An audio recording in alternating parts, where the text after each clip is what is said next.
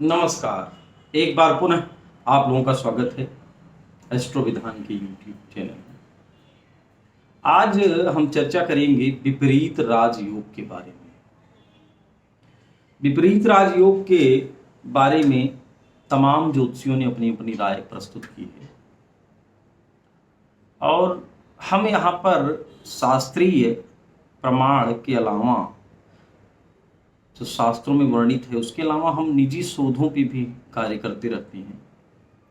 तो हमने जीवन में हजारों कुंडलियों के विश्लेषण के उपरांत जो स्वयं का भी अनुभव देखा है वो हमारे देखने में आया है, तो इसको कोई अन्यथा न ले कि विपरीत राजयोग का जो निर्माण होता है यह तब निर्माण होता है इसका जब 6, 8, 12 के मालिक किसी भी लग्न की कुंडली में 6वां, 8वां, 12वां इनके मालिक अपने अलावा 8 जैसे 6वें का मालिक है 8वें में बैठे या 12वें में बैठे, 8वें का मालिक 6वें बैठे या 12वें बैठे, 8वें का मालिक 8वें में न बैठे या 6वें मालिक 6वें में न बैठे। बहुत सारे ज्योतिषियों की राय है कि इस तरह बनता है, लेकिन हमारे जो अनुभव में आया है कि 6, 8, 12 के मालिक जो है अपना भाव छोड़ करके, क्योंकि इसमें फल तब प्राप्त होता है। विपरीत राजयोग बहुत ही जो है ऐसा फल देता है कि जमीन से उठा के आसमान तक लेके चला जाता है, उच्चतम स्तर को प्राप्त करता है। जितना वो सोचता नहीं है उससे कई गुना चीजें दे देता है, ऐसी स्थिति का निर्माण करता है। लेकिन ये बनता कब? इसके लिए जो ग्रह अब जैसे 6वें का मालिक है, 6वें का मालिक अगर 6वें में बैठ जाएगा तो वो भाव मजबूत हो जाएगा। तो भाव को मजबूत नहीं होना चाहिए, वो जो भाव है ज्यादा से ज्यादा कमजोर हो। और वो जो ग्रह है, जो ग्रह ये बना रहा है, जैसे कि 8वें का मालिक 6ठे बैठा तो 6ठा भाव एकदम कमजोर होना चाहिए।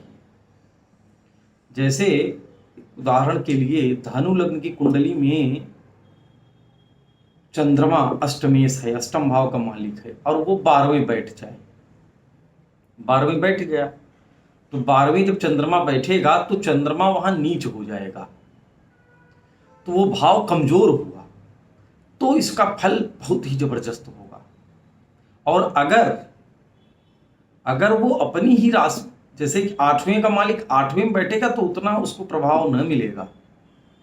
तो वो जितना पाप पीड़ित हो या फिर वो पाप कर्तरी में हो, आगे भाव में और पीछे भाव में इसके जो है पाप ग्रह हो, या वो नीच का हो जाए या वो अस्त हो जाए, किसी भी तरह से पाप ग्रहों की दृष्टि हो जाए उस भाव पर, तो जितना वो पापाक्रांत होगा राजयोग भी उतना ही तगड़ा होगा, उतना ही मान सम्मान, उतना ही धन वैभव। जब और ये फल कब देगा? फल तब देगा जब किसी, ये 2 स्थितियों में फल देता है। जैसे कि ये इसी ग्रह की दशा हो या महादशा हो, अंतरदशा हो, तो ये फल नहीं देगा। इसमें एक कंडीशन है। कंडीशन ये है कि जो ग्रह आपकी कुंडली में अच्छा है, जैसे ये भाग्येश है, नवमेश है, लग्नेश है, इनकी दशा हो या अंतरदशा हो, या तो अष्टमेश की महादशा हो और इनकी अंतरदशा, तो जो है इनकी दशा हो या इसकी अंतरदशा हो, मतलब कि ये जो है उस ग्रह को दबा करके जो है अपना फल देना चालू करेगा। तो कोई एक शुभ ग्रह की दशा इसमें होनी चाहिए, तब जाके इसका परिणाम देखने को मिलता है। इसी की महादशा हो, इसी की अंतरदशा हो तो इसमें परिणाम नहीं मिलेगा।